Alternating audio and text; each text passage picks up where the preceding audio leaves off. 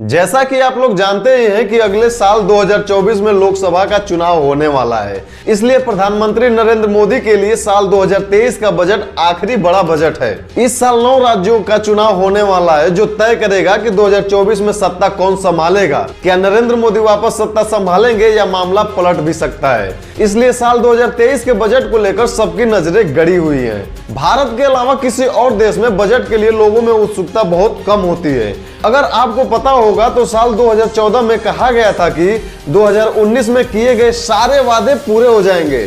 फिर 2017 में कहा गया कि 2019 में नहीं लेकिन 2022 में सारे वादे पूरे हो जाएंगे। इसको देखते हुए लग रहा है कि यह पहली ऐसी सरकार है जिसके सारे वाक्यों का अंत गा गी गे से होता है। आज फिर वित्त मंत्री निर्मला सीतारमण ने दूरगामी प्रभाव वाला बजट संसद में पढ़ा और कहा कि यह अमृतकाल का पहला बजट है। भारत की अर्थव्यवस्था सही दिशा में चल रही है, लेकिन जिस भारतीय जनता से कहा गया कि हवाई चप्पल पहनकर चलने वालों को हवाई जहाज में घुमाएंगे, उसकी हालत यह कर दी गई है कि इस साल के बजट में भी अगले 1 साल के लिए फ्री के अनाज देने के लिए 2 लाख करोड़ रुपए का बजट पास करना पड़ा है।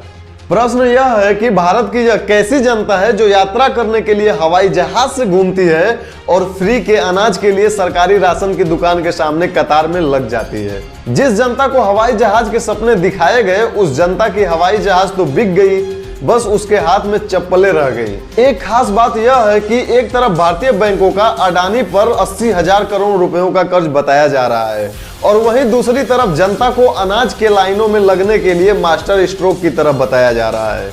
जबकि मित्रों के बांटे कर्ज को जैसे कुछ मित्र विदेशों में निकल गए, अगर उस कर्ज को जनता में बांट दिया जाता तो गरीब जनता को राशन की दुकान के आगे फ्री के अनाज के लिए खड़ा नहीं होना पड़ता, बल्कि टैक्स देने के लिए इनकम टैक्स ऑफिस के सामने खड़ा होती है जनता। एक बड़ी राहत इस बार के बजट में जरूर है कि 7 लाख तक के इनकम वालों को इनकम टैक्स नहीं देना होगा। वहीं किसानों के बजट में कमी की गई है। खेती किसानी पर चलाई जा रही योजनाओं के बजट को कम किया गया है। पिछले साल यह आंकड़ा 3.84% थी, लेकिन इस साल यह 3.20% कर दी गई। हालांकि आपको यह लग सकता है कि 0.64% की ही तो कमी की गई है, लेकिन जिसका बजट ही 3.20% रह गया हो, वह 0.64% का मतलब लगभग 17% तक कम करना हुआ। सिर्फ खेती का बजट नहीं घटाया गया, बल्कि पिछले साल जिस तरह मनरेगा का बजट 90,000 के करीब था, उसे 30% घटाकर 60,000 तक कर दिया गया। वाकई में इस सरकार को अच्छे से पता है कि वोट कौन देता है।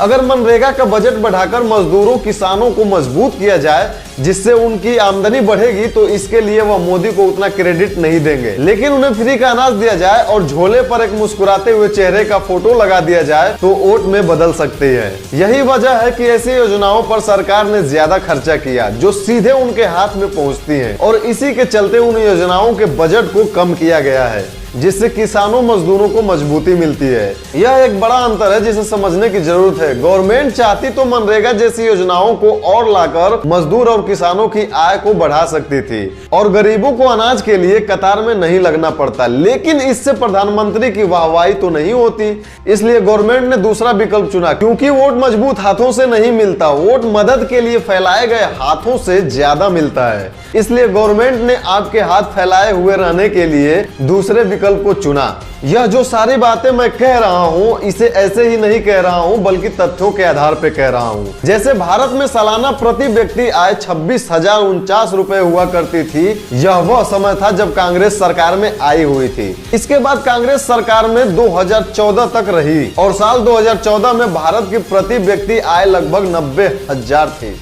यानी इस टाइम प्रति व्यक्ति सालाना आय में 13.1% की वृद्धि होती रही। अब 2014 से लेकर 2023 तक यानी अब तक बीजेपी सरकार चल रही है। अब प्रति व्यक्ति आय 90,000 से बढ़कर 1,97,468 तक पहुंच गई है। लेकिन इसका मतलब यह हुआ कि मोदी सरकार ने सालाना प्रति व्यक्ति आय में केवल 9% की वृद्धि हुई है। अगर ध्यान दे तो पिछली सरकार और वर्तमान सरकार में यह अंतर 4% का है। यह एक बहुत बड़ा अंतर है। वर्तमान सरकार से यह सवाल जरूर पूछा जाना चाहिए कि आखिर क्या कारण है कि प्रति व्यक्ति आय इतना कम होती जा रही है, जबकि वहीं भारत में करोड़पति और अरबपतियों की आय दोगुनी होती चली जा रही है। खुद प्रधानमंत्री के मित्र अडानी की संपत्ति पिछले 3 साल में $20 बिलियन से बढ़कर $120 बिलियन तक पहुंची। और वहीं बात करें ग्लोबल हंगर इंडेक्स में भारत ने पूरे विश्व में सबसे खराब प्रदर्शन किया है। भारत की रैंकिंग साल 2021 में 101 थी,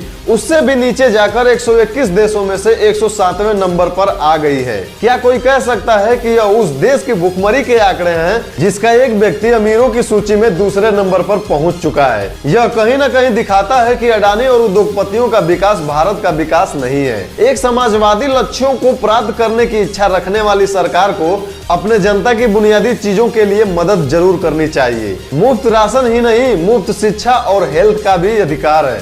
यूएन की रिपोर्ट के अनुसार भारत में अभी भी 22.8 करोड़ लोग गरीबी रेखा के नीचे अपना जीवन यापन कर रहे हैं। इस बजट में सिर्फ खेती किसानी और मनरेगा के बजट को नहीं घटाया गया, बल्कि हेल्थ और एजुकेशन के बजट को भी घटाया गया है। हेल्थ का बजट 2.20% से घटकर 1.98% पर ला दिया गया है। नंबर में बताऊं तो 86,000 करोड़ रुपए से घटाकर 77,000 करोड़ रुपए कर दिया गया है। एक 140 करोड़ जनसंख्या वाले देश के लिए मात्र 77,000 करोड़ रुपए का हेल्थ बजट है। एक इंटरेस्टिंग बात बताऊं तो भारतीय बैंकों का अडानी पर कर्जा 80,000 करोड़ों का है। इसमें केवल हेल्थ का बजट नहीं घटाया गया, बल्कि शिक्षा का बजट भी 2.64% से घटाकर 2.51% कर दिया गया है। यही नहीं, ग्रामीण विकास यानी रूरल डेवलपमेंट बजट भी 5.81% से घटाकर 5.29% पर कर दिया गया है। हालांकि सरकार ने कुछ क्षेत्रों में बजट बढ़ाए भी हैं, जैसे रेलवे के लिए 2.40 लाख करोड़ रुपए का बजट रखा गया है, जो अब तक का सबसे बड़ा बजट है। पीएम आवास योजना के लिए खर्च को 79,000 करोड़ों रुपयों से अधिक किया गया है। वहीं ट्रांसपोर्ट के इंफ्रा प्रोजेक्ट पर 75,000 करोड़ रुपए का निवेश होगा। साथ ही 50 और नए एयरपोर्ट बनाने की घोषणा की गई है। एक तरह से देखा जाए तो इस बजट की 3 बड़ी बातें हैं। पहली, 7 लाख के इनकम पर टैक्स नहीं लगाना। दूसरी, मुफ्त के अनाज की योजना को 1 साल के लिए और बढ़ाना। और तीसरी, इंफ्रास्ट्रक्चर पर 10 लाख करोड़ रुपए तक का निवेश किए जाना।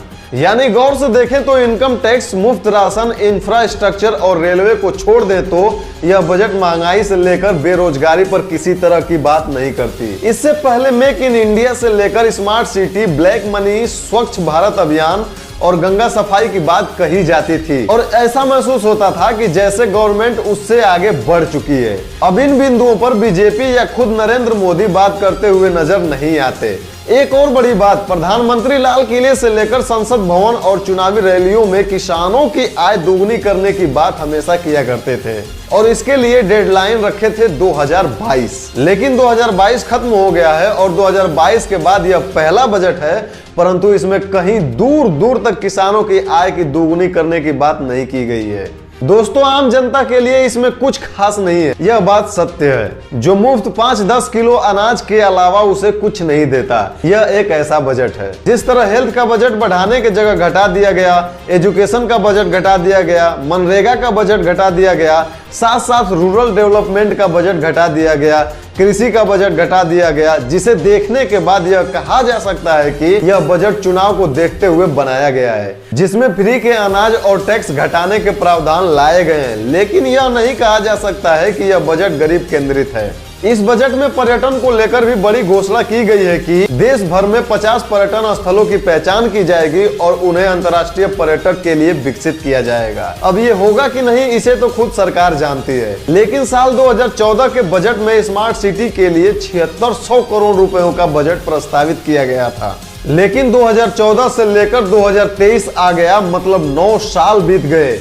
इसलिए यह पर्याप्त समय है कि सरकार से पूछा जाए कि 100 स्मार्ट सिटी छोड़िए, मात्र 10 स्मार्ट सिटी ही दिखा दीजिए। मुझे तो यह नहीं दिखता, इसलिए आपसे ही पूछता हूं कि आपकी फेवरेट स्मार्ट सिटी कौन सी है जो बीजेपी ने बनाई हो। दूसरा सवाल यह है कि यह बजट आपको कैसा लगा, कमेंट बॉक्स में जरूर बताइए। आपको यह वीडियो अच्छा लगा हो तो लाइक कर दीजिए और चैनल को अभी तक सब्सक्राइब नहीं किए हैं तो प्लीज सब्सक्राइब कर दीजिए, इससे हमारा मनोबल और बढ़ता है।